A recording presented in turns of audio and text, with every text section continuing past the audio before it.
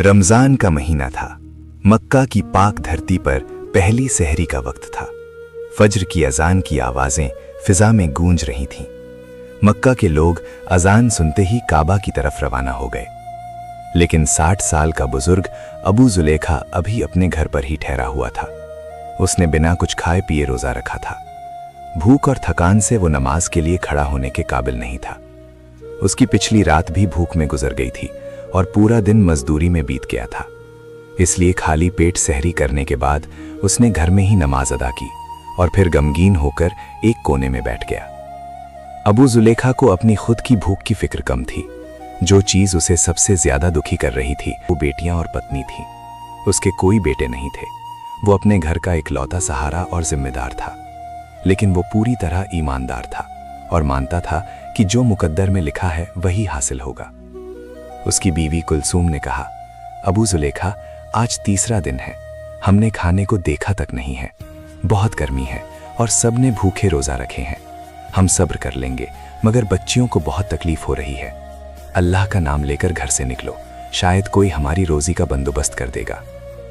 अबू जुलेखा ने बीवी को तसल्लियां दी और कहा, हाँ, मैं जा रहा हूं, इंशाअल्लाह अल्लाह जरूर मदद करेगा। सूरज निकल गया।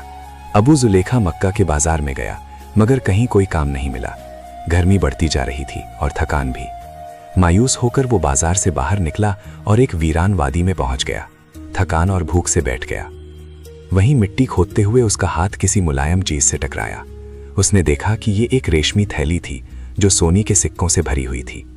उसकी खुशी का ठिकाना न रहा, लेकिन उसका ईमान बोला, ये माल मेरा नहीं है, किसी का खोया हुआ है, मुझे इसका मालिक ढूंढना होगा। अबू जुलेखा ने अपनी बीवी को थैली दिखाकर पूरी बात बताई। कुलसूम ने कहा, तुम हमेशा ईमानदार रहे हो, अल्लाह ने यह तोहफा तुम्हें भेजा है, इसे इस्तेमाल करो। लेकिन अबू जुलेखा ने कहा, नहीं, मैं इस पर कोई हाथ नहीं डालूंगा। जब तक मालिक नहीं मिल जाता मैं इसे संभाल कर रखूंगा।